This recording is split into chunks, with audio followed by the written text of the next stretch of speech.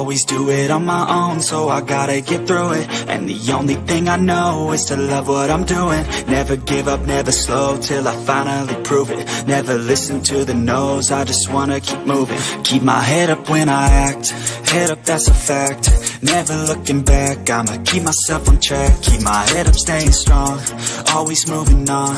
Feel I don't belong, tell my thoughts to move along. Push myself to be the best, die with no regrets.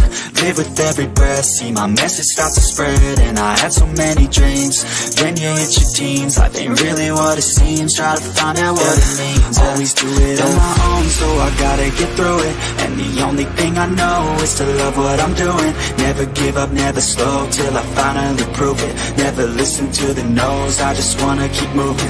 Yeah, I put out all this art, it's my only medicine. Yeah, everything I do, I'm just being genuine. Yeah, I'm sick of being screwed, feel my own adrenaline. Yeah, I do just what I do, and I hope you let me in, yeah.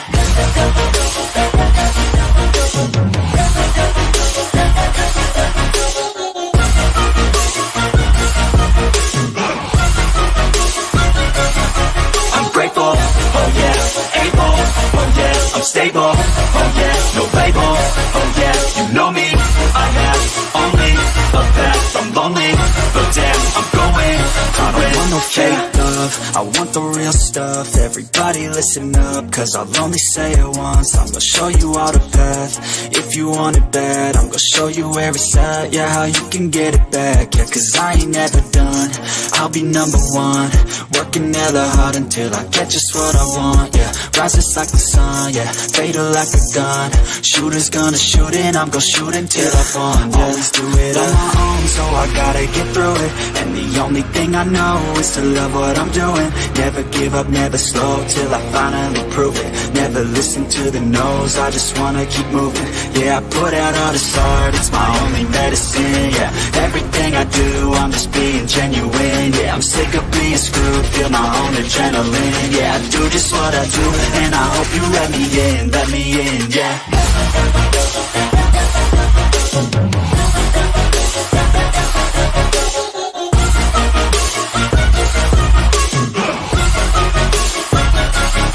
I'm grateful, oh yeah, able, oh yeah, I'm stable, oh yeah, no label, oh yeah, you know me, I have only a path, I'm lonely, but damn, I'm going to win, yeah. Hey everybody, happy Thursday. I hope everyone is having a good day. Mine was great. It's actually almost 70 degrees here in New York. It was 66 when I left work. And so I decided to take a quick walk for a little bit. And then when I got home, it was 67. So it is absolutely gorgeous here. Not sure how long it's going to last, but I am going to take it while I can. So hey, Petunia, Cocoa Puff, Victoria, good to see you. Remy, BK Sir, hey y'all, I'm tired of working. Well, I hope you're almost done with work. Sinner, as always. Cool Gamer, good to see you. Long time no see. Hey, little dove. Missing you, I'm doing well. Now, had some bad days, much love. Oh, I'm so glad to hear that you're doing better, though.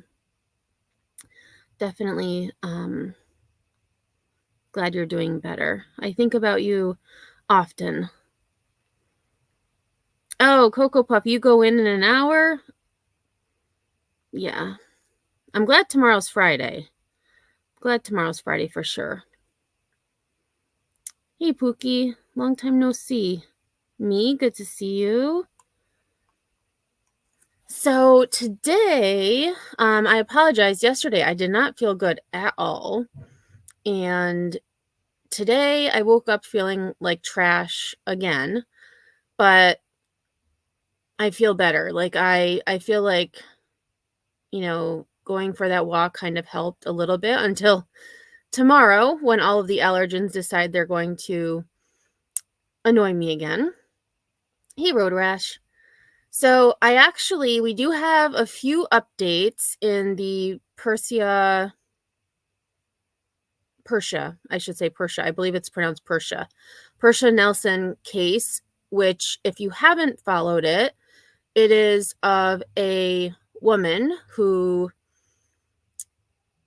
killed, well, let me rephrase. She is being charged with depraved indifference murder, which in New York State is second-degree murder, as well as second-degree manslaughter. She is due back in court tomorrow, and if anyone is interested in getting case updates, I can definitely share that link at towards the end of the live.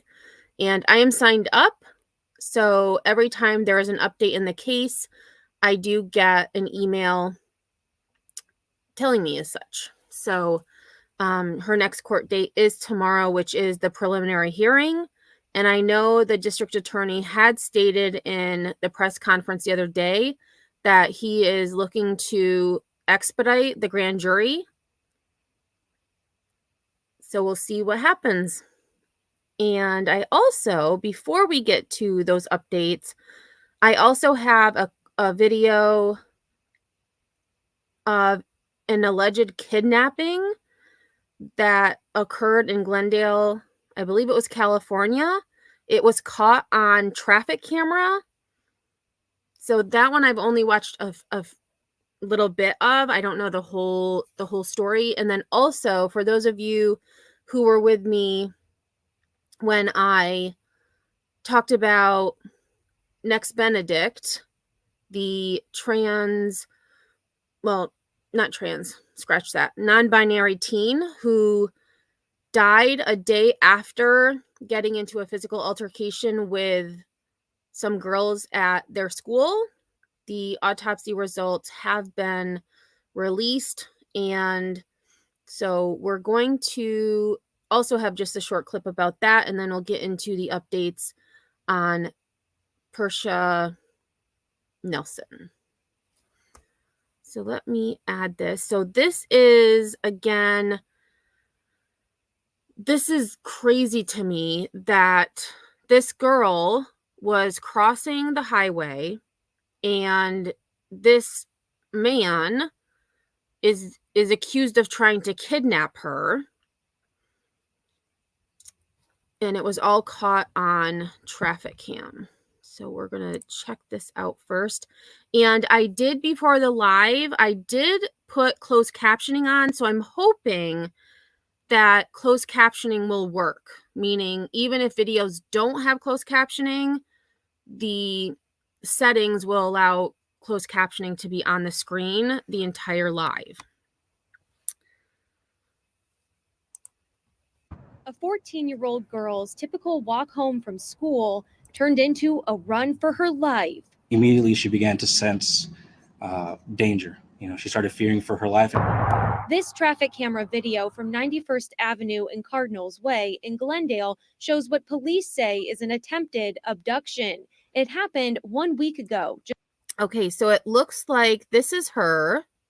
So again, she crossed the highway. She's now walking down the sidewalk. So she's right here. And here we're looking at this white car, this white SUV. Just after 1 in the afternoon, you can see a tan SUV pull over right by where the teenage victim is walking on the sidewalk. Then police say the suspect, later identified as Timothy Tan Guan, got out of the car and followed her. She noticed that. Thank you, Team Brittany, and welcome. Thanks for being here. And congratulations to those of you who received a membership. Welcome to the Stoners. Although I only see 4. I'm not sure if my chat got frozen or what. But thank you, Team Brittany. I appreciate that. That the male would either match her speed or increase his pace to get closer and close the distance. The freshman at Raymond Kellis High School was able to get away and find a trusted adult. A neighbor out walking his dog helped her get home safely as police responded. The victim's first call was to her mother. She's like, "Mom, somebody's chasing me." Officer Maroni Mendez commends the victim's quick thinking, saying she did everything right. Causing a scene, running away, seeking help, telling an adult, and ultimately contacting the Glendale Police Department. The next day, police tracked down and arrested Guan. The 28-year-old is facing aggravated assault, unlawful imprisonment, and kidnapping charges. Court documents detail his long criminal history and say, Wow. So it says, for those of you, I'm sure she may read it, but it says list any prior arrests. They include use of a weapon and drug offense, POM, I'm not sure what that is, numerous assault and DV assault, multiple unlawful flight from law enforcement, endangerment, disorderly conduct, multiple criminal damage, aggravated assault, serious physical injury, multiple aggravated assault on minor under 15, convictions, yes, exclamation point, see above, and FTAs, Mrs. Last PO meeting. I would assume that's parole officer meeting, but again, I'm not 100% sure. Say he's currently on probation for similar crimes. Court records say he is dangerous and suffers from mental illness. Many of his past convictions involve violence against young girls, where he attacks them from behind. His latest victim is traumatized. Currently at night, she'll cry.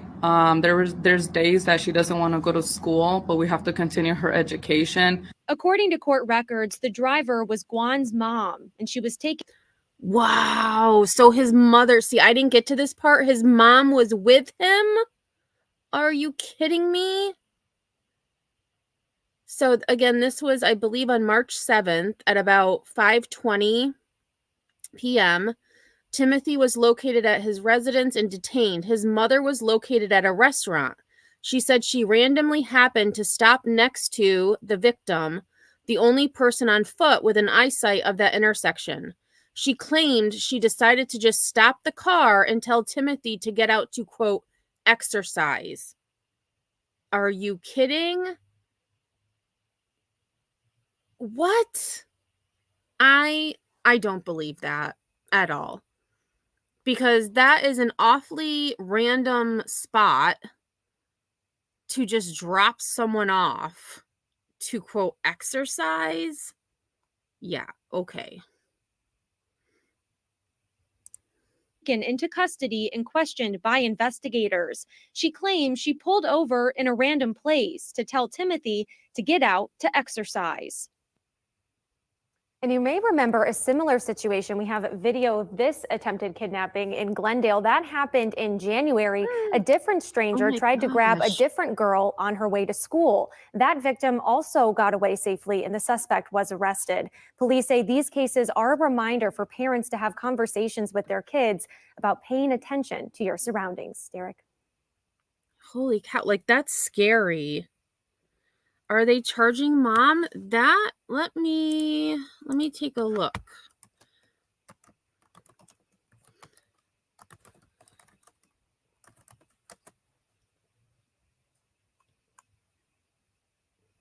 Let's see. So, of course,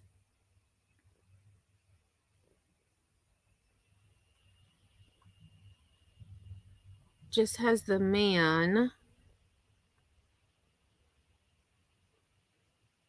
Ooh, let's read this. This actually gives a little bit more information as to his previous. So, suspect arrested after attempted kidnapping of Glendale girl was caught on video, PD says. I can't imagine if it wasn't caught. Well, then again, obviously this girl thankfully was able to get away and get help. But having that video footage is, I think, also a huge support to what happened to her. So a 14-year-old Glendale girl who was walking home from school appeared to have almost been kidnapped, and police say the suspect has been arrested. On March 6th at around 1 p.m., the victim was walking home when she noticed a light-colored car pull up next to her. near 95th Avenue and Cardinals Way, which is right next to State Farm Stadium. The male front passenger exited the vehicle and began following the juvenile victim for an extended period. The victim sensed danger and ran for safety until she found a resident walking their dog who helped her contact Glendale police. Surveillance footage was obtained and detectives were able to locate the suspect after piecing together information from the videos. Timothy Guan, 28, was arrested on suspicion of attempted kidnapping, aggravated assault, and unlawful imprisonment. Mr. Guan has an extensive criminal history, which most recently includes 3 incidents of aggravated assault on a minor. Thanks to our dedicated patrol officer and detectives, this dangerous man was arrested and taken off the streets. And I agree. Someone had said, why is he still out? Like, why is he not already in jail? Remy had said, why is he in society? I'm wondering that now, too, with all of these incidents. Guan was arrested in 2019 after police said he caused a flood at the Glendale airport. Surveillance video from the incident allegedly showed Guan breaking windows before opening a hose on the first floor that caused $70,000 worth of damage. Guan was arrested days later when he returned to the scene. The 14-year-old girl who was nearly kidnapped is a freshman at Raymond S. Kellis High School. She always walks home and has never had a problem until now. The teen called her mom when the incident happened. That's when the mother of 6, Valerie Frejo, told her daughter to hang up and call the police. She's like, "Mom, somebody is chasing me." Police held a press conference on March 13th about this case, and that's where the family spoke about the scary incident. Immediately, she began to sense danger. She started fearing for her life, and she felt like something wasn't right, the teen's mother said. There are days that she doesn't want to go to school, but we have to continue her education. So right now, we're just getting through it. Police are urging parents to talk to their kids, stressing the importance of being aware of their surroundings. They specifically advise not being on your phone and not having headphones in when you're alone. Guan is being held at the 4th Avenue Jail in Phoenix, so Glendale, Arizona, on more than $52,000 bond. Also in Glendale, on January 26th, a girl walking to school was nearly abducted, police say. That suspect has also been arrested. That is crazy. Okay, so actually this is from, let's watch that once more. Because this looks like it's just the traffic cam. So here she is crossing the highway.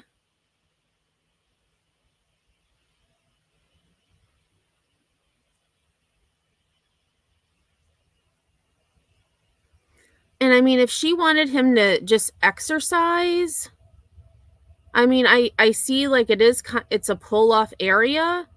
Yeah, why would you just, I'm wondering how far away from their home this is.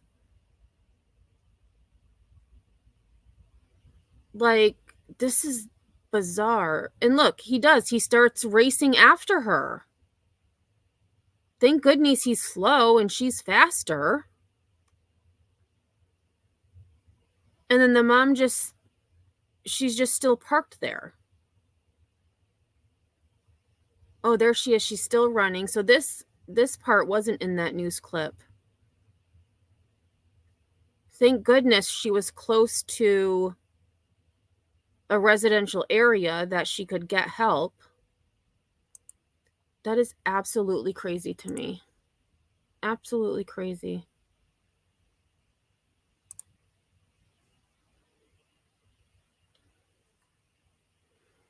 Okay, so, ooh, dang it. Hold on, everybody. Not sure how to get to my next slide. My,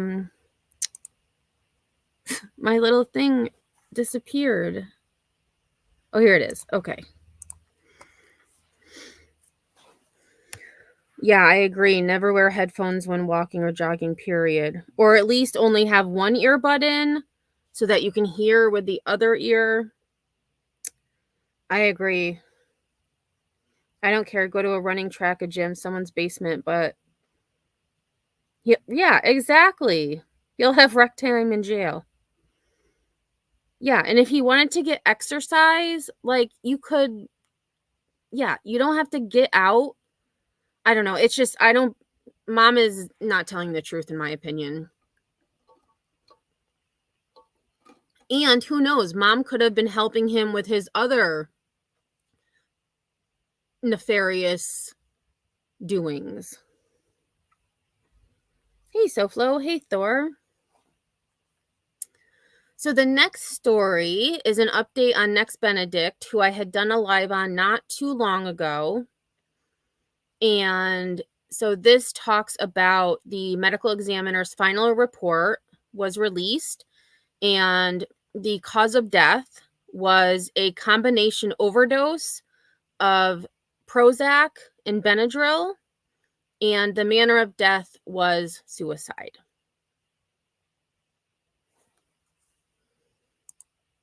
A heartbreaking update to a story we brought you last month. The death of Oklahoma student Next Benedict has been ruled a suicide, according to the state medical examiner. Friends and family said the 16-year-old was transgender and had been bullied a number of times at school. NBC News correspondent Antonia Hilton has been following this story and joins us now. Antonia, what else did the medical examiner's report say? Well, Ellison, this report showed that Next Benedict committed suicide by using or taking in a combination. And I hate how reporters normally say they committed suicide, because to me, committed is like they committed a crime, right? That it's illegal. It's against the law. I choose to say took their own life, completed suicide, having, been affected by it myself with loved ones.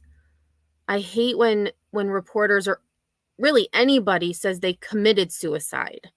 They're not criminals. They made the choice not to be in this world anymore. And that's hardly criminal.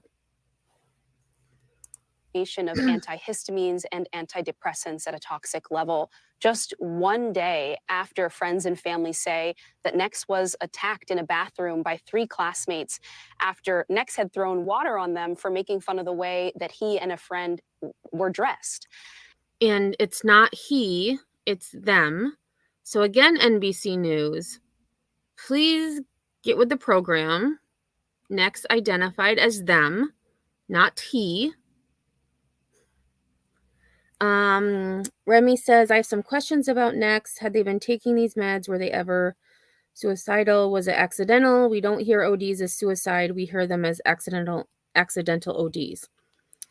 Good question. I remember, and I am going to probably do a short or maybe probably a video with the update as well. I remember when I first did this, the grandma, Nex's grandma, was interviewed and said that Nex was on medication. However, she kept it locked up because someone had asked whether or not they suspected an overdose or something to that effect. And I remember Grandma blatantly saying, I have all of the medication locked up. So my first question when I heard the official cause of death, I could see Benadryl, right? I mean, people don't normally lock Benadryl up, but Prozac, I mean, that's prescription. So how was Nex able to get that if Grandma had it locked up? That was the only question I had. And the other question was, actually not really a question, but a wondering, is that police had initially said that Nex did not die from trauma or physical ailment from this physical altercation at school, which they were correct. However, was this decision by Nex caused by what happened in that bathroom. That's, something that I wonder.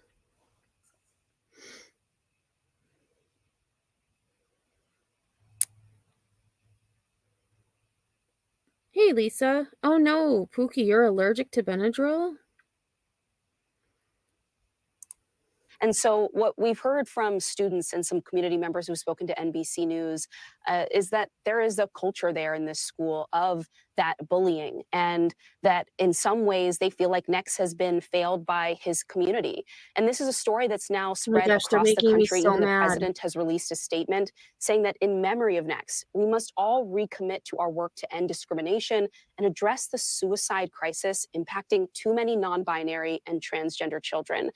And so this is really, for many people, becoming a rallying cry, another example of the way in which the culture wars, anti-LGBTQ legislation and rhetoric is having a real impact on families, schools, and kids. Yeah, Antonia, let's talk a little more about that, because you have reported so extensively on all of this across the United States. I mean, LGBTQ plus advocates, they say this is part of the larger onslaught of legislation that has made trans students feel and become less safe when they're at school. What specifically are they arguing? And when we're talking about this bigger pattern and your broader reporting, how does all of this tie in? Well, thank you, Team Brittany. I appreciate that. Important info you are reporting. This is very sad to me since no one will report what really happened. Love you, headstones. Thank you.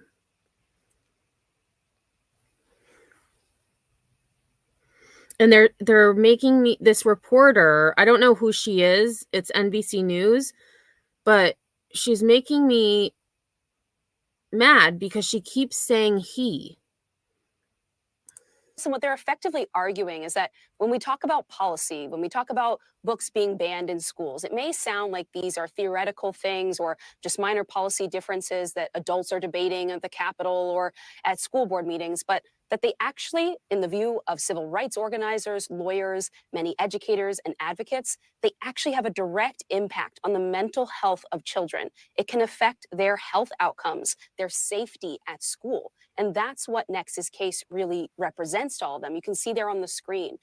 A survey from 2022 by the Trevor Project found that more than 40% of youth, about the ages of 13 to 24, seriously considered suicide, and that the rate.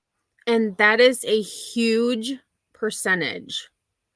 41% of people ages 13 to 24 seriously consider taking their own lives. And transgender or non-binary youth reported higher rates than their peers. Rates are actually higher for transgender and non-binary children. And when you talk to doctors, I've spoken to everyone from the medical community to educators, what they say is there is a connection between our culture war and these health outcomes. Antonia Hilton, thank you. Amazing reporting as always. We appreciate it. And for anyone who may be struggling or considering suicide, help is always available. You can call or text the National Suicide Prevention Lifeline at 988, or you can reach out online, 988lifeline.org. Other groups like the Trevor Project, they are always there to help as well. Thanks for watching. Stay. Okay, and I thought I had put the, there was another news clip I was going to use, but I ended up using NBC instead. The school is being investigated in regards to whether or not they did enough to prevent the bullying and harassment that Nex and possibly others had endured. So that was something that I wanted to mention because that is being done. Oh, I know it, Team Brittany. It's a huge percentage no matter how anyone tries to spin it. Absolutely. And it's nearly half. I mean, when you think about that, that's an obscene number of people between 13 and 24. Half.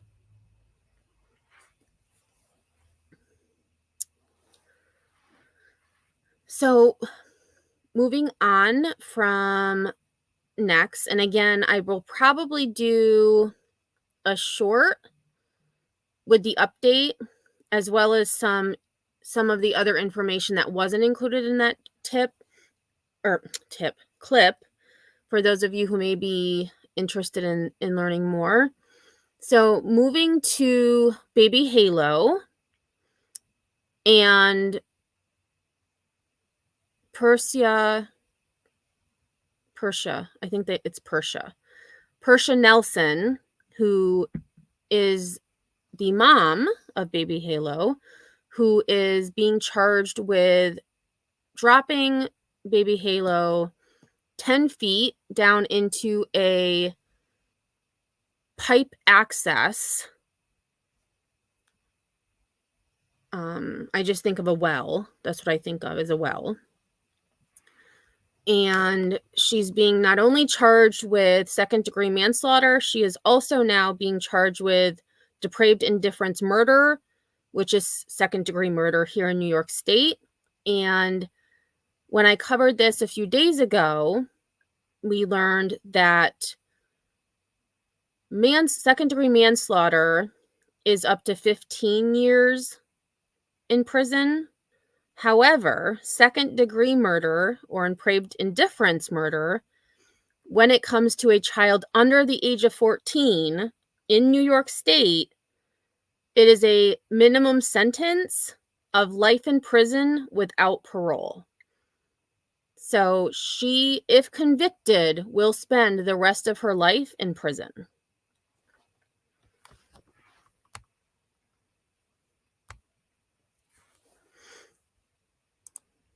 Horrifying details being released by Schenectady police tonight regarding the death of a 10-month-old baby girl, Halo Branton, found down a 10-foot pipe Sunday afternoon on the GE campus. Her mother is being accused for her death, and CBS 6's Ashley Kosakonki reports now from Schenectady. And again, this did occur it started on Saturday night, which I'm just looking at the date because, so Saturday the 9th is when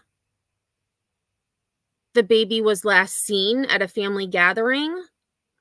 And an hour before, Persia had posted on Facebook that she was drunk as F, don't mess with me, something to that effect.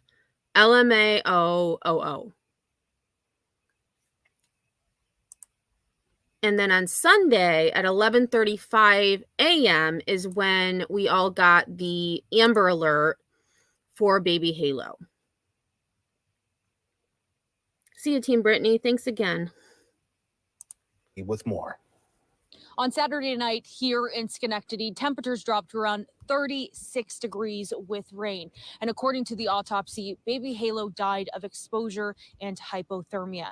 Here on Campbell and 12th, this is where police say Nelson started before going through the woods and onto the GE campus. Her baby would be found hours later in a utility tunnel with a 10-foot drop with water and mud at the bottom. The baby did not drown. The baby was in the water, which came up to her chest and around her head, but not her face.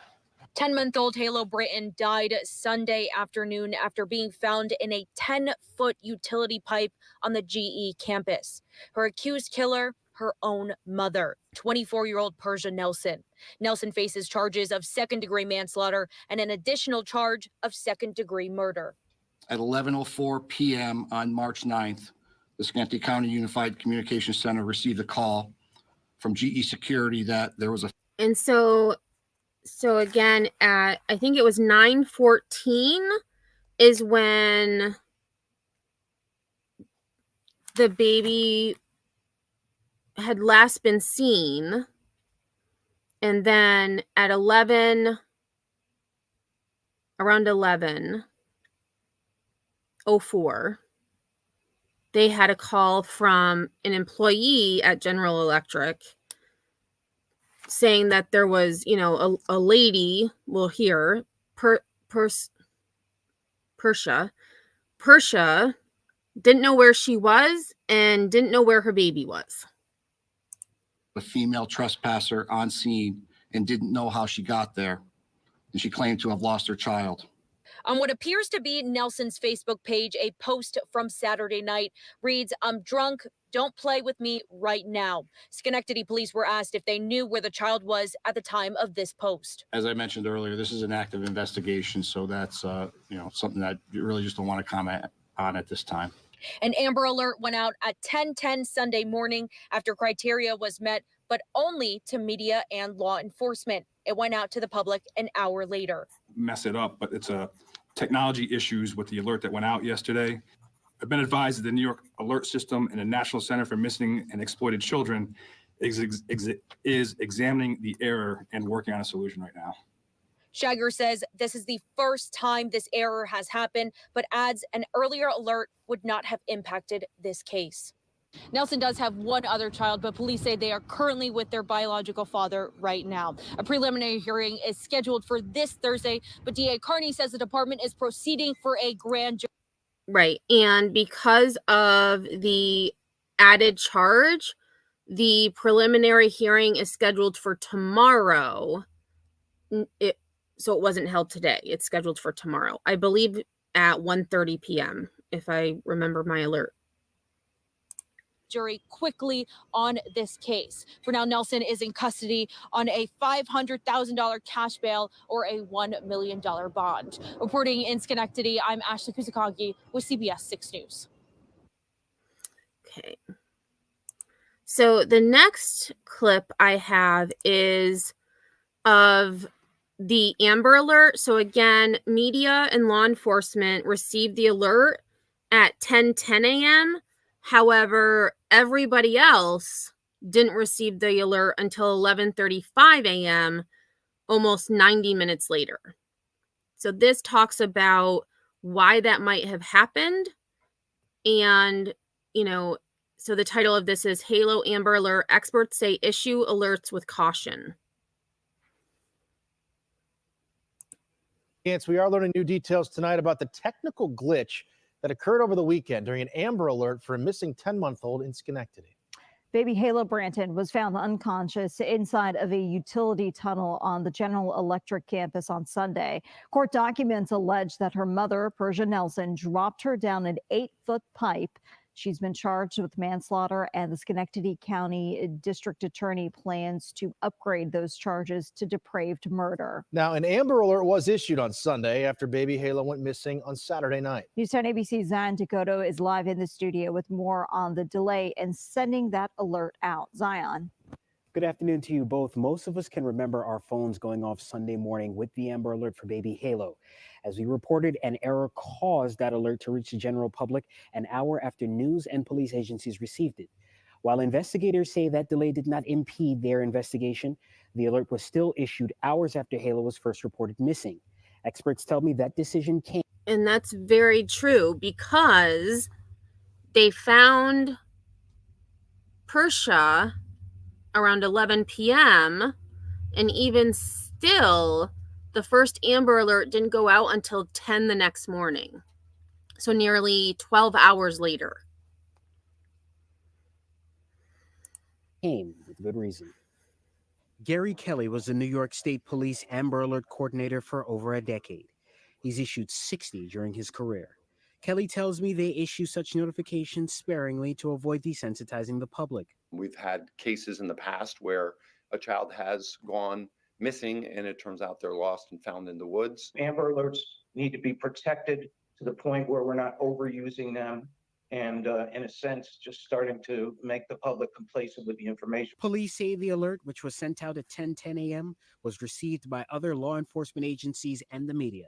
The general public, however, got it over an hour later. Because of some technology issues, that an error in the system and the information from the original entry wasn't transcribed to go out to the public notification.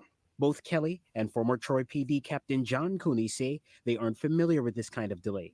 We reached out to the state police for an answer, but they referred us to the National Center for Missing and Exploited Children and the New York State Information Technology Services. Despite the technical delay, officials say their investigation wasn't impeded. Nonetheless, the alert was issued the morning after the child was initially reported missing.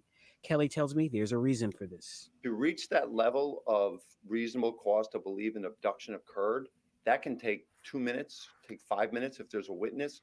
Remy, I was thinking the same thing. A missing child is a missing child. Desensitizing the community is a risk you take. Exactly. And what if baby Halo had been abducted?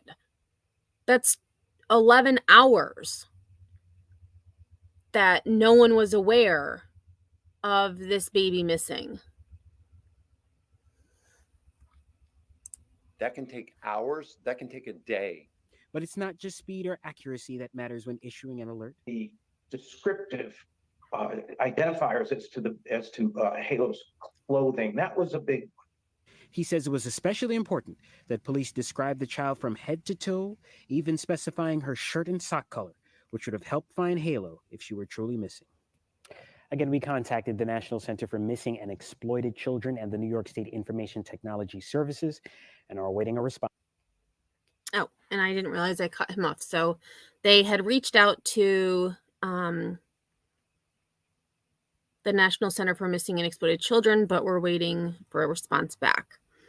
So the last few videos I have, there are 2 videos where the family of Persia was interviewed, and we'll learn a little bit more information from them. So if you recall, I had mentioned a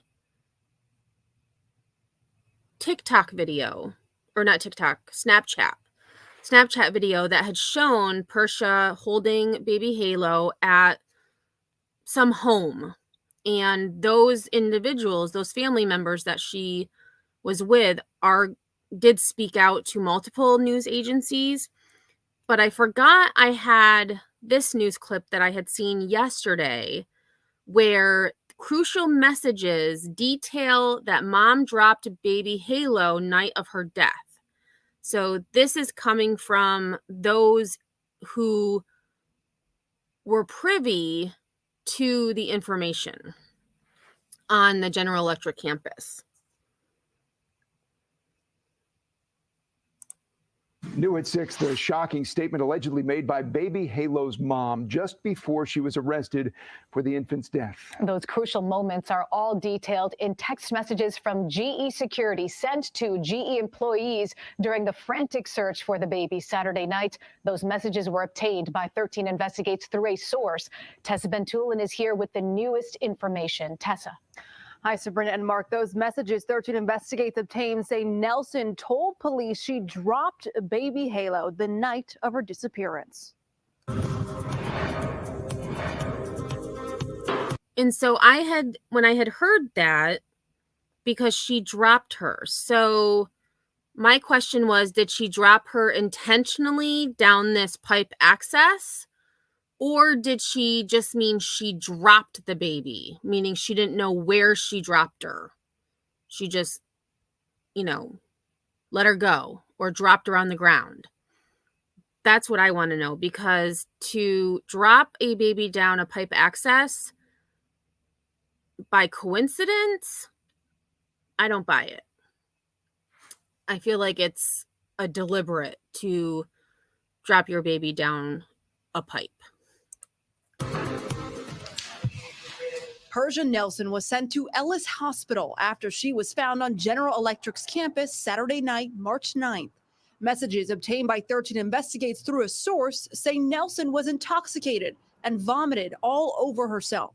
But officers needed her help to find baby Halo Branton. Nelson was brought back to the GE campus by Schenectady police to see if she could retrace her steps, as the messages say, so she could identify where she made entry back in the landfill area. The messages say Nelson told police she actually dropped her baby before going over a fence.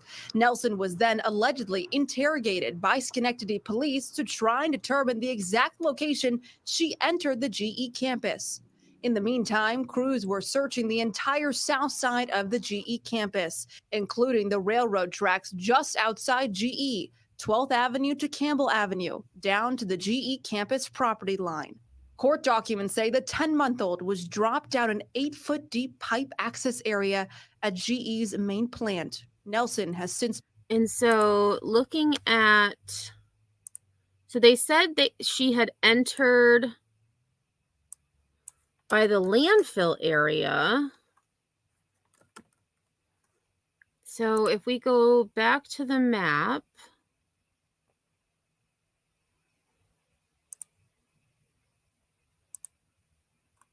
I'm going to just bring us over here. Let me just get it quick.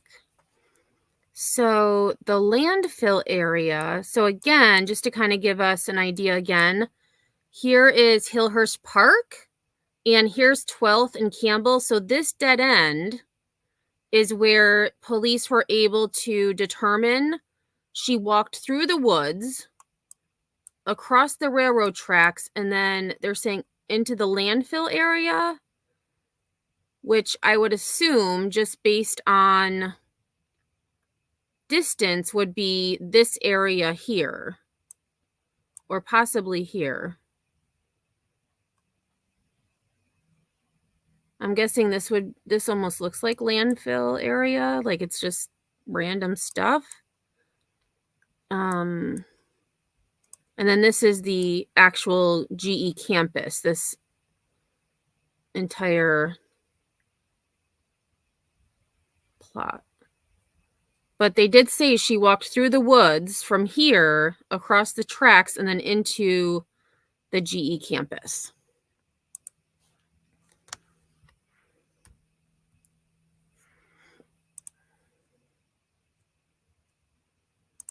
Has been arrested and charged with manslaughter and depraved indifference murder. The family of Nelson's boyfriend told us yesterday this all started after Nelson left a family gathering on Campbell Avenue and headed in the direction of GE. The messages 13 Investigates obtained today through a source say Schenectady police were knocking on doors in that area, asking if anyone had ring camera or other surveillance video that captured baby Halo before her death. Mark and Sabrina. Tessa Bentulin continuing the investigation on this. Okay. So now we are getting into the family interviews. So there is News Channel 13 has a short clip, just about 2 minutes. And then WRJB, which I believe is Channel 6, has a more in-depth interview where they actually go into their home and talk more about Persia and what happened that night. Oh, I agree, Pookie. I don't know if she would have been found either, at least as quick as she was. But it's interesting. I've watched the short clip, but I haven't watched the entire full clip. And it's interesting what they say. It's very interesting what this family says. And personally, I don't know if I would have spoken out to media, because in some cases it could be more detriment than a benefit. But I guess, to each their own. We begin with new details about the hours before baby Halo died in Schenectady. Tonight, we are hearing from the people who were with Persia Nelson before she left the house with her baby. Kumi Tucker has the story you saw first on 13. Kumi, good evening to you. Good evening, Sabrina and Mark. Today, we talked to the mother and brother of Dante Gregory, the boyfriend of Persia Nelson. They were together Saturday night for a family. And Dante Gregory is the person who posted the Snapchat talking about this is going to be like, this is quite the mess to have to clean up or something, because they had a family gathering / birthday party. I believe it was a birthday party. They were celebrating something. Family celebration before she took off with her baby Halo. Oh, family celebration. She drank, correct? She smoked, correct? So she drank, correct. She smoked, correct. I would assume she was smoking something illicit, although marijuana is legal in New York State. So even if she was smoking marijuana, it's not against the law. Neither is drinking. So, but he says, but I would not say Persia was impaired.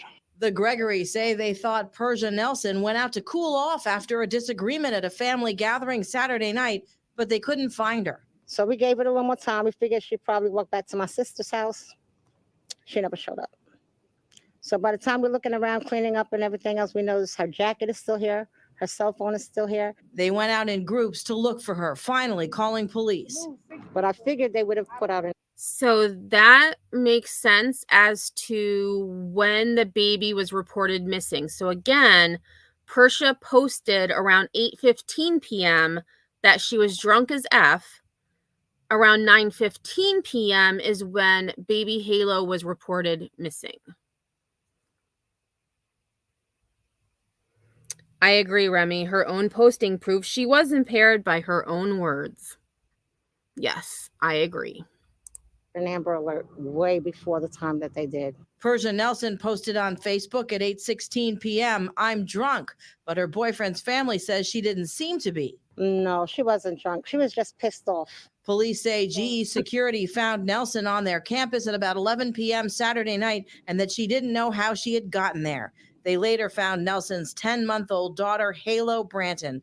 Authorities say the baby had been dropped into a utility tunnel, was half submerged in water, and died of exposure, hypothermia. We can't comprehend how Persia ended up on GE's campus.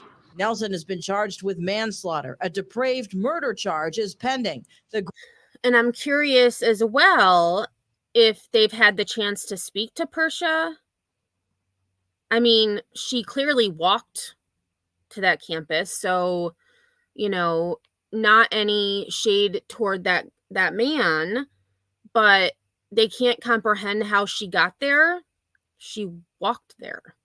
I mean, that's what she did. Gregorys have concerns about appearing before a grand jury. And say what? I have nothing else. I told the DA, I only know Persia from a domestic violence incident. Oh. As a mother of 10, I took her in my house. We also feel I get we it. can't talk to the grand jury without Dante having to talk to the grand jury. And Dante isn't in the mental state to do that. Dante is not in a mental state to talk to anybody. So they're okay with talking to the media to support Persia, but they're not willing to talk to the grand jury to support Persia because her boyfriend isn't in the correct mental state to be able to talk to the grand jury. I mean, I'd have to look more into how grand juries work in New York State, but I'm assuming that it's similar to a jury of peers where you could be subpoenaed and you don't have a choice whether or not to talk to the grand jury. I know, Remy, right? You're kidding me, right? So I'm actually going to look that up. We listen to the rest. This is almost over. And Gregory says Nelson has been staying with her sister, Dante's aunt, for at least several months. Okay. So the last clip is about 10 minutes, and this is with another, so it is WRGB Channel 6. This is with a different news outlet, and it's a much longer, it's a raw interview, I guess you could say. Hey, Stone Leather, good to see you. Right, Pookie. A legal place possibility of perjury, absolutely. Tell me what's been going on. Why did you reach out to us? We reached out just mainly because we wanted to show the public our home. The public has seen Persia. The police have our statements, so we wanted to show the world our home because there's a lot of comments and hate on Facebook making it seem like everyone was inebriated. I don't smoke or drink, and we would just like to let people know what's going on. The DA was here today, currently trying to pressure us to testify at the grand jury. I personally don't believe my brother can handle that right now. He may be suicidal. I don't know. He loved that baby. Persia was here for Thanksgiving, Christmas, New Year's. She's practically one of the family. So we wanted to show the world like how easily someone could slip out of your home. And even then, my mother still went after her, but she couldn't find her.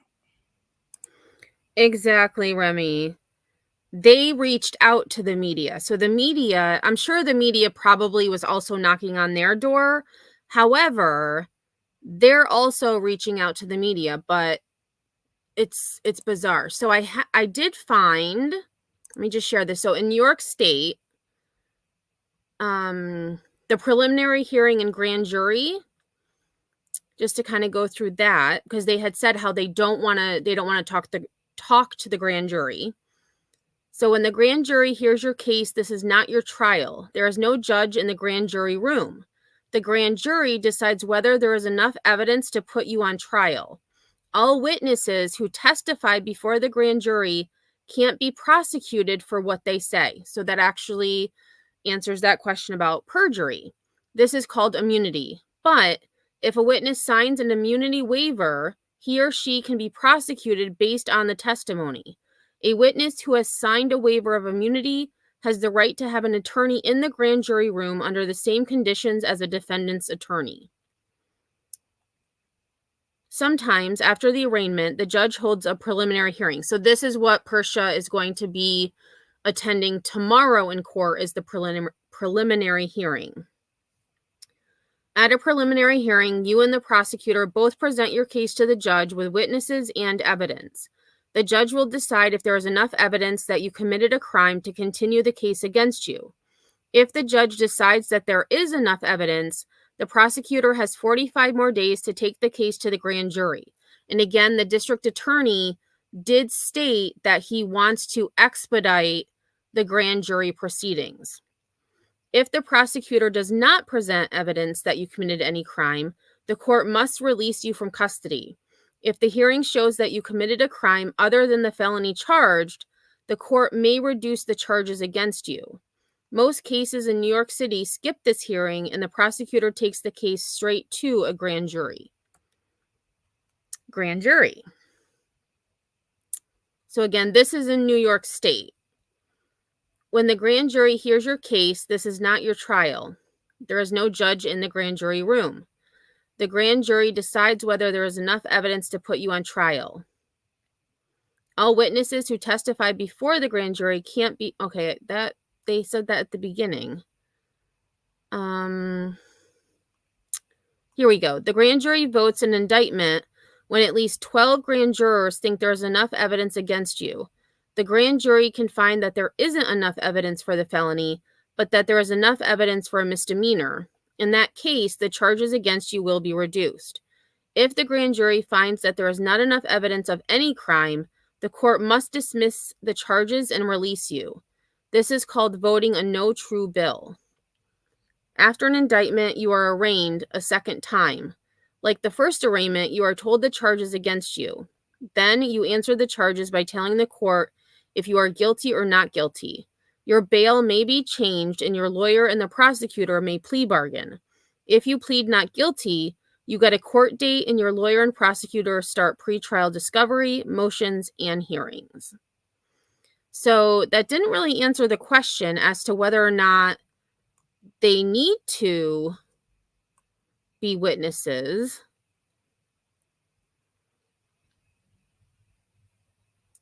I'm going to have to look more into that, but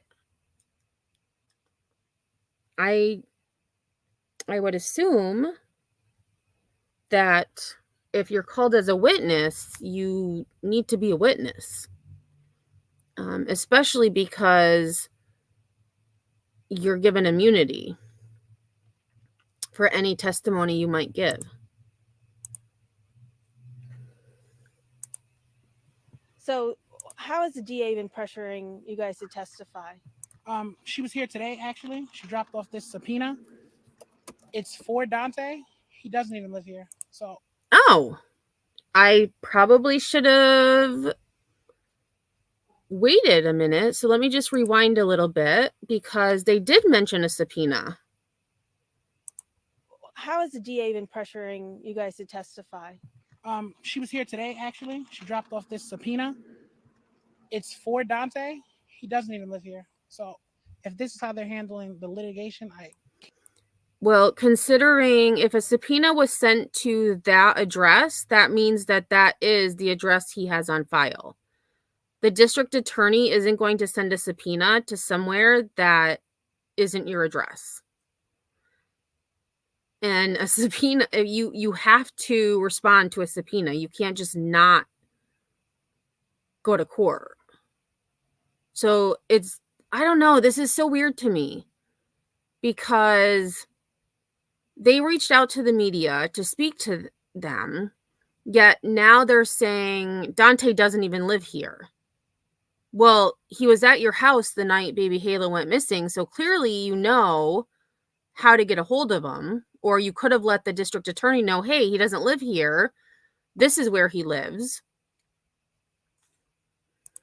can't imagine how they handled the investigation. She was also here looking for my aunt. She also doesn't live here. I don't know how they get their wires crossed like this, but we just want to let the public know what's going on. I'm here speaking for Dante because he can't speak for himself. He's hurting. And you mentioned that the DA was threatening him with arrest if he doesn't show up? Correct. Not just him, my mother too. And she actually lives here, and the DA didn't even drop off a subpoena for her. But you can be arrested for disobeying an order of the court. Like, so she didn't threaten. She probably said, if you do not appear, you will be subject to arrest. I mean,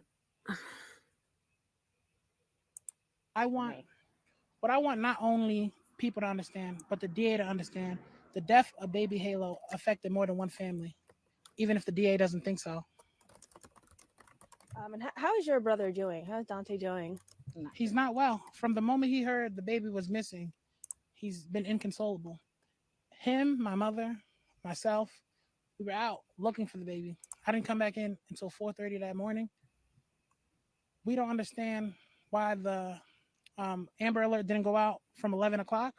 We were on the phone with the police trying to find the missing persons report for Persia at like 10:50.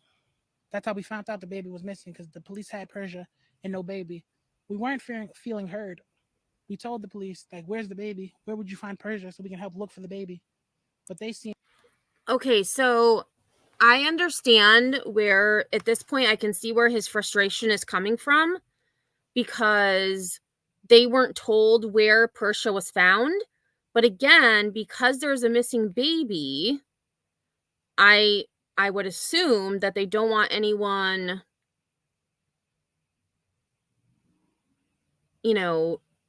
tramping around the potential crime scene or any evidence that might be available.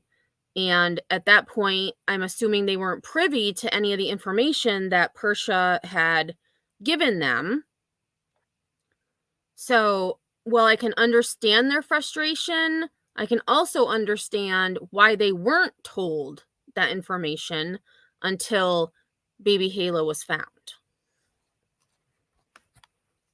And I'm going to let this play for a minute. I just need to run and do something quick, but I will be right back. Being more concerned about withholding information than finding the baby. And you're Dante's mother? Yes, I am. So you went out looking for Persia and the baby? Persia first, yes. I figured she needed like a minute. To cool off.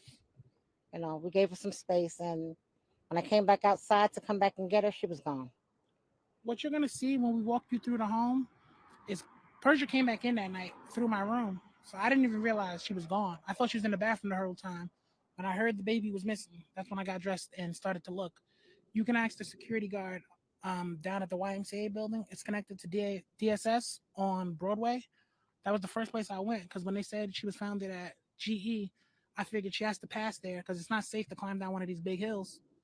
And we didn't see her. We combed through footage from 9:15 to 11, and we didn't see her go by on any of that camera footage. And you're basically asking the DA just give you guys some time to grieve. This is too much pressure right now. That's correct. I'm not even telling the DA like we shouldn't testify. I'm just saying not right now. And it's not just us, it's Persia too. A mother just lost her baby. We don't know if it's her fault. No one was there but Persia. But I think people need time to grieve right now. And my brother's just not up for that right now. And we will not be doing that. You mentioned to me that your brother's feeling some type of guilt.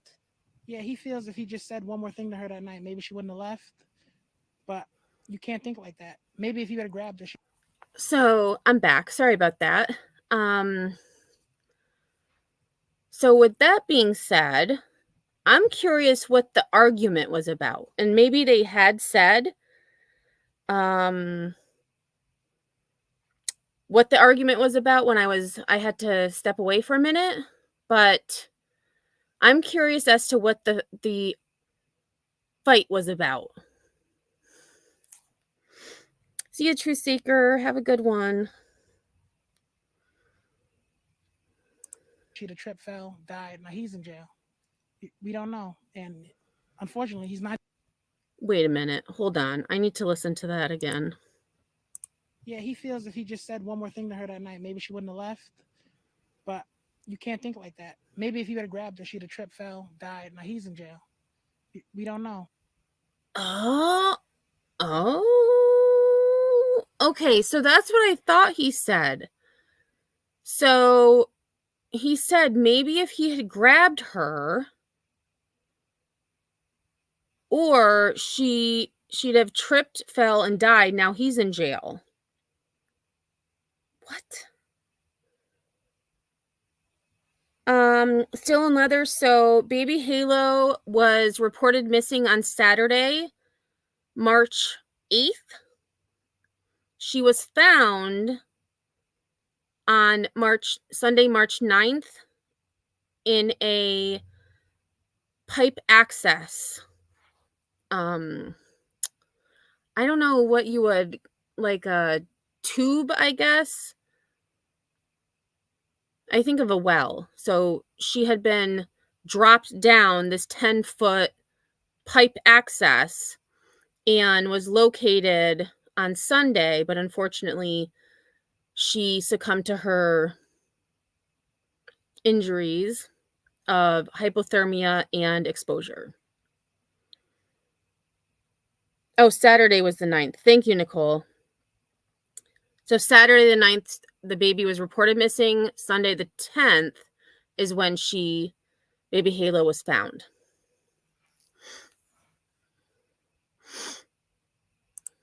And unfortunately, he's not even the baby's father. He has no say. What she says goes. I mean, what do you guys want people to know out there? I just want people to know this isn't a bad house. And it's not even like people were drunk. Like I said, Persia was here Christmas, Thanksgiving, New Year's. All that is held in this house. We're no different than any other family. I don't even smoke or drink. My brother had to go to work for midnight. He don't smoke or drink. I have an 18-year-old brother. He's in the house. A 14-year-old sister. She's in the house. There was more than enough coherent caretakers in the house. Why did she leave? Was there a fight going on between her and Dante? Or? Honestly, it wasn't even a fight. It was a conversation. No different. I wouldn't even call it a debate. They were talking about energy or something. I have no clue. But something just triggered her. She took her baby and she walked off. But when she walked off, she didn't even leave at first. It's like she waited for everybody to let their guard down and walk out. And my mother still tried to catch her, but she was gone. And you guys were all just hanging out here, just hanging out. You'll see the table. You'll see the sitting area. I'll show you guys my room where she came back in. I had a friend on the phone. He can speak to that. He's seen her come back in. I wasn't even aware she left. I guess a lot of people are just looking at the last post that she posted on Facebook expressing that, she was drunk. And I know nothing about that. A lot of people post things that may be exaggerated. Okay, so that is not exaggerated. And so for those of you who may have come in a little bit late, I will show you the post and you can decide for yourself. So again, He's saying that it may be exaggerated. This was her post. On March 9th at 8:16 p.m., I'm drunk as F. Don't play with me right now. LMFAO. To me, in my opinion, that is rather straightforward. I don't see how anyone could overreact or make something of this that it's not. Oh, you're welcome, Nicole B. Thanks for being here. I mean, she says she's drunk. And allegedly, based on messages shared between GE and its employees, she was found intoxicated and had vomited on herself. Again, that is coming from a news station who stated they received those messages from a source. We do know from law enforcement that when she was found, she did not know where she was or where her baby was. So that tells me she was impaired in some way because she didn't know where she was. Yes, at 8:16 p.m. and the baby was reported missing around 9:15 p.m. the same night. So about an hour later. So I disagree with this man saying that people are overreacting, over-exaggerating. I disagree. I mean, she said it herself.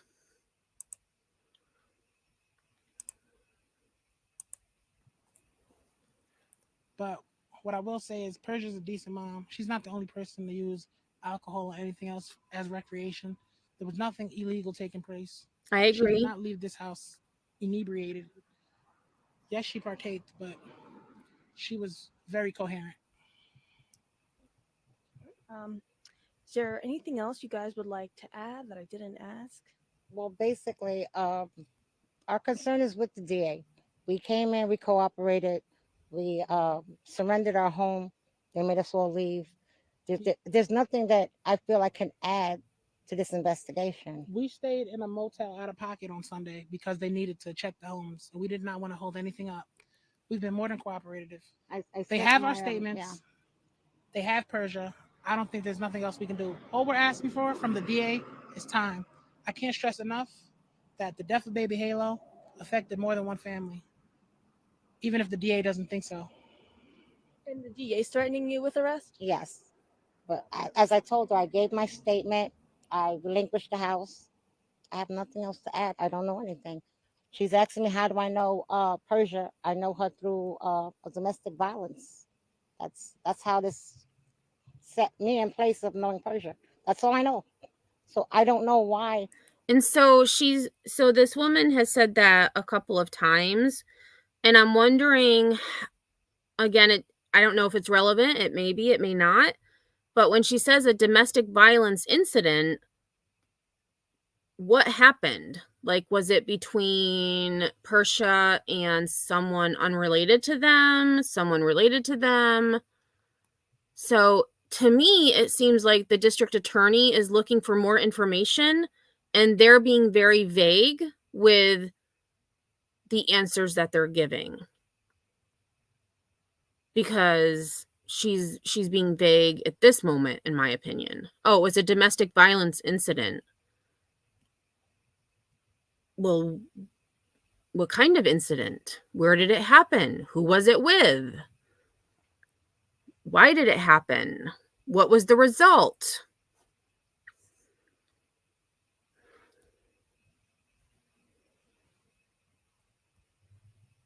I feel like they don't like mom, wasn't good enough for their boy. I hadn't thought about that, Nicole.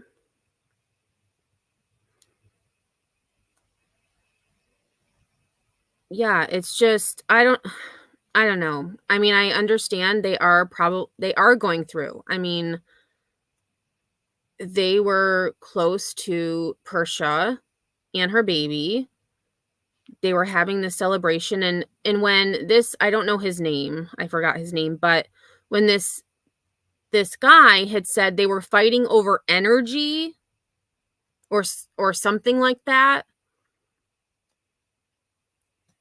I don't believe that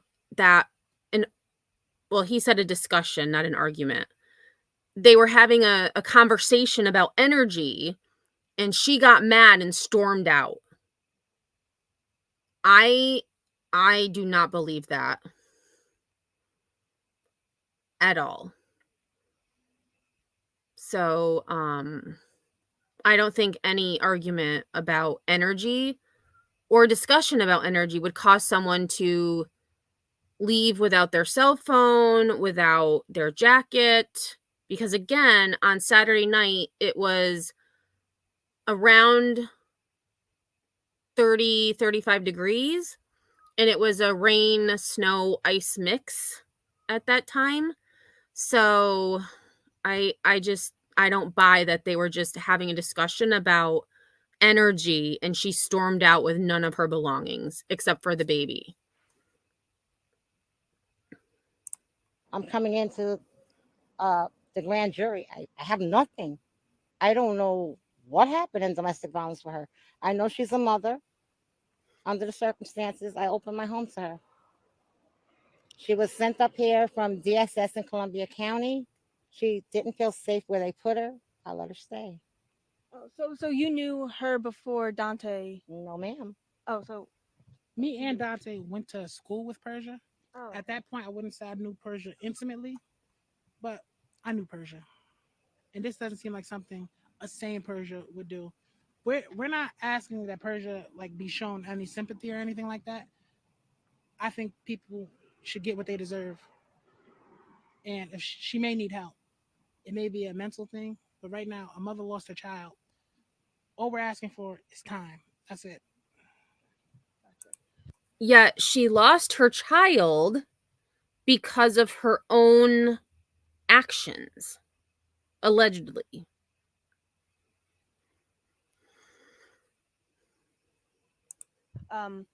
What do you mean you knew her through some domestic violence thing? Well, it had came to my attention that Persia was in the middle of a domestic violence.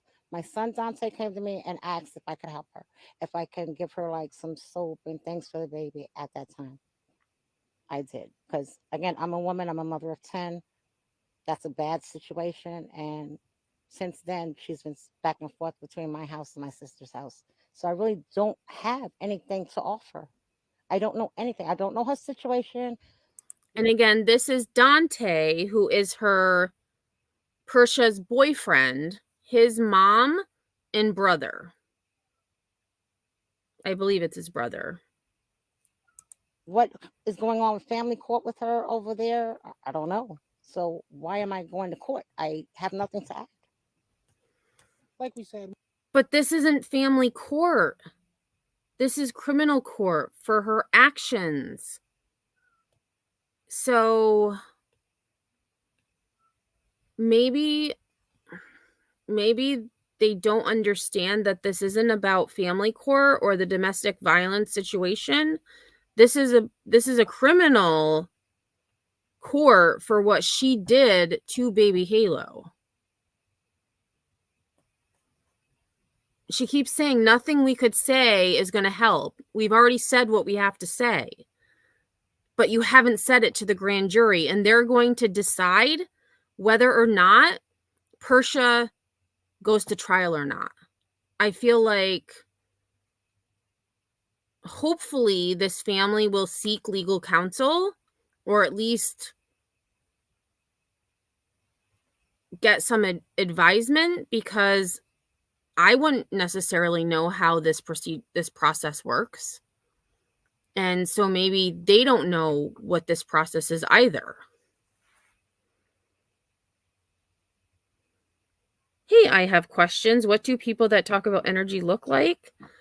I don't know, but I don't believe that having a conversation about energy would cause someone to storm out without any of their belongings. Yeah. We've been more than cooperative. The police have Persia. The police have our statement. And I don't think there's nothing else we can add.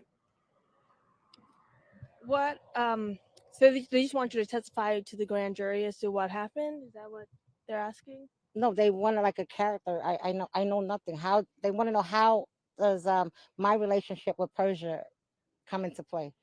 There Basically, is none. I mean, she's somebody that needed help. Basically, it seems like they want character witnesses, but the best person to do that is Dante, because he's the one who knew her the most intimately. Like I said, that's my brother's girlfriend, not mine. But right now, that's not something for Dante. I told the DA lady this, even though she's very rude.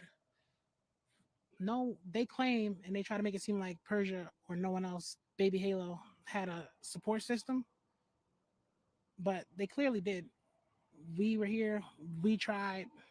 Bad things happen. It's unfortunate that a family event ended in tragedy.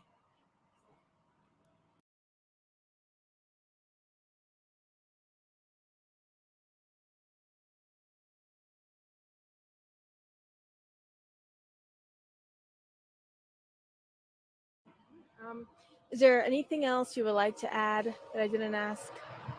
I just want time. Like I said, my brother, he's the most intimately involved, and he needs time more than me.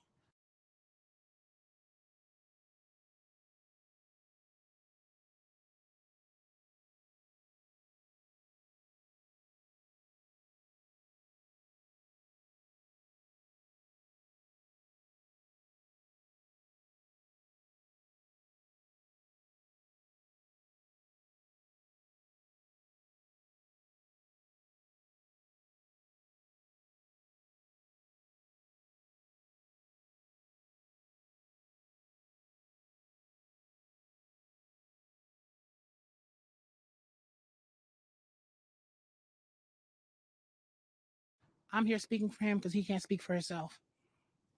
I just figure, again, it was so early on. You know, baby Halo was only now 10 months.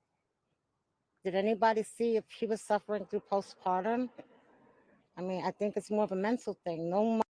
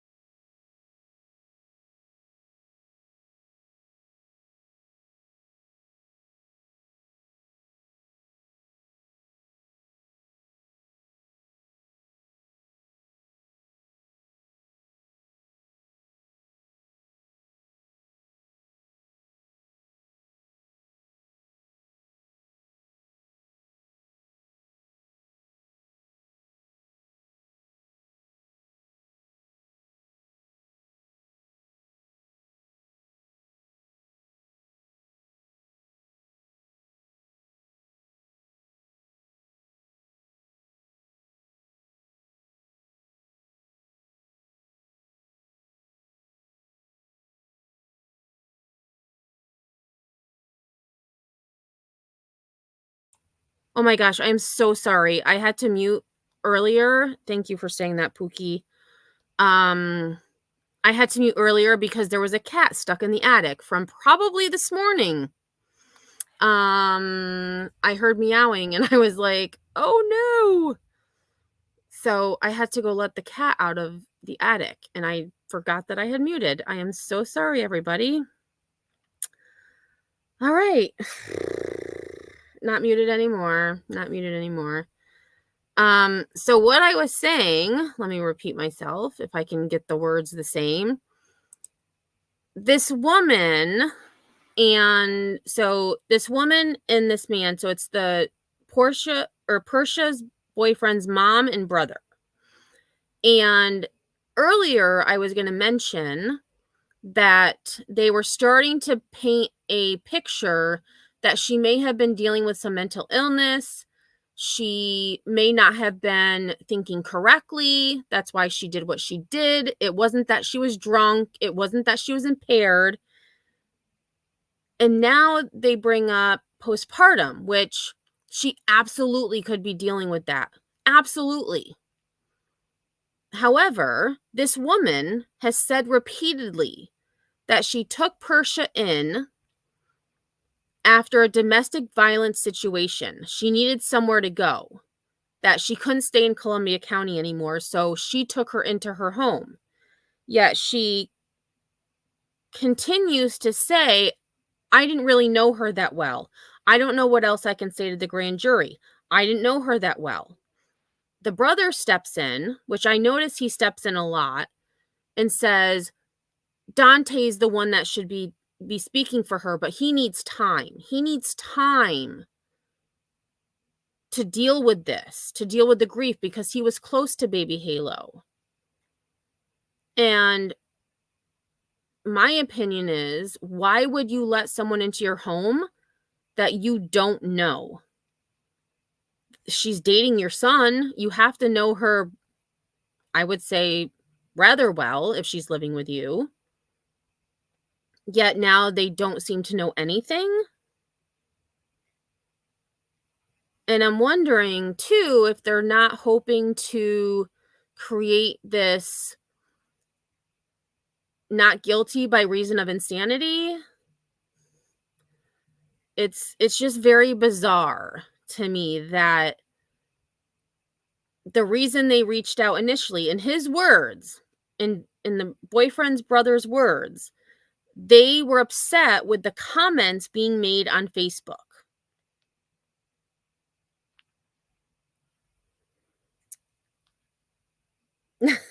Pookie, time to come up with a story. I don't know. I mean, maybe, but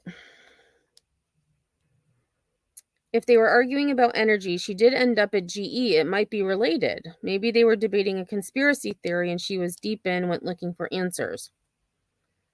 Possibly. But she was also trespassing. And I don't know. Like, I just feel like I don't think that's what the argument was about. I mean, maybe it was. Maybe it was. But that's where getting subpoenaed to testify in front of the grand jury, Persia does not have time. Dante may need time, but Persia doesn't have it. So he needs to, if they get subpoenaed, which they have already, they need to go to the court. They need to go testify. That's how they can help Persia. Mother just kills their baby. Like, I think she needs mental help. That's the first thing. I mean, you're going through domestic violence and you're just having a baby. There's a problem. Somebody should have reached out. DSS should have helped her a little more. They just left her to fend for herself. But she moved into your home for help. And I feel like there's a lot of questions that we need answers to. Because I believe they had said that she initially was, from somewhere in New York City. She had moved to Columbia County. And then she was in Albany County at a shelter for some time before she moved to Schenectady. So I'm just curious, and again, we'll find out more as this case progresses. But it'll be interesting to find out what actually happened and possibly why it happened. We'll definitely know more after the preliminary hearing if and when the grand jury will be held. So I just, it's my opinion that the interview that they're doing with media, the boyfriend's mom and brother, I don't think it's benefiting Persia at all.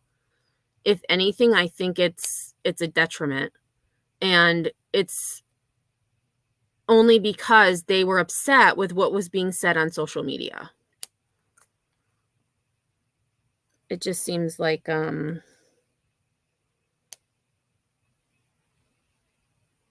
think they were discussing his or her energy levels, not electricity. That's actually a good point. Me too. But I just thought it was strange how the boyfriend's brother said, what if he had grabbed her to prevent her from leaving and she tripped, fell, and died? Then he'd be in jail. That's just a really weird thing to say. So, I don't know. I don't think that interview is beneficial at all. And again, that's just my opinion. The last thing that I did want to do, if anyone is interested in getting updates in this case, it is through the New York State Unified Court System, and you can look up any court case and you can subscribe to get updates. So let me copy and paste this. And this is how I'm actually getting updates every time there is something processed within the court or a new court date. I'll get an email and it'll give me, it actually shows you what's changed in red so that you can see exactly what's changed, which I really like. And I think the last update, let me just see. I don't remember if I'm getting text updates or updates on it's email. The last update was yesterday that I received. And tomorrow at 1:30 p.m., so I was correct, is the preliminary hearing. And again, she is being charged with second-degree manslaughter as well as depraved indifference murder, which is second-degree murder in New York State. Because the victim was under the age of 14, the minimum sentence she will receive is life in prison without parole if convicted of this crime.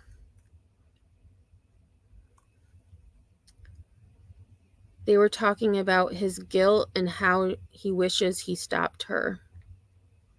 Right, questions. But I just thought it was a strange way of describing, instead of like just saying, if he had just grabbed her to stop her from leaving, maybe baby Halo would still be alive. To add that additional detail of if he had grabbed her and she tripped and fell and died, he'd be in prison now. I don't know. I just feel like maybe it's too much information. I don't know. That's just me. Hey, Scorpio Sting, how's it going? So in the interview, that was the boyfriend's mom and brother, and the boyfriend is not the father of the baby. The father of the baby has baby Halo has a brother who is living with the biological father, and that biological father is also the father of baby Halo. And I'd be curious because I know others have brought up, I'm wondering if there was any custody issues going on or, arguments about custody and whether or not dad would get custody versus mom. I know that's come up in other lives well. But I agree, Cylinder, anything is possible. That is for sure. And the only person who knows the truth in this situation is Persia. And unfortunately, if she was impaired for some reason, she may not remember. And that's really, really unfortunate.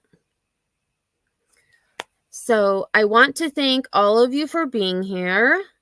I hope that I was able to, give you a little more information about this case. I will be following this closely as I am not far from here at all. And, on Sunday, my sister and I were out and our phone started making this noise and we're like, what's going on? And we looked and it said Amber Alert. And then you look at it and it's this little baby. And I remember my sister saying a prayer that baby Halo would be found safe and sound. And then we got notice that the Amber Alert was canceled. And we're like, yes, the baby was found. She's going to be okay. And then we found out an hour or so later that she didn't survive, that she was passed away. It was weird about comment about meeting her over DV and the conversation about energy. I agree, Dennis. I definitely agree with you. And the boyfriend's mom kept repeating that about the domestic violence incident. I only knew because she needed somewhere to go. But then you did know her if she was living with you. I mean, you were having a family celebration the night this happened. Where are they? They are also in Schenectady. So there was on March 9th, Saturday, March 9th, there was a family celebration.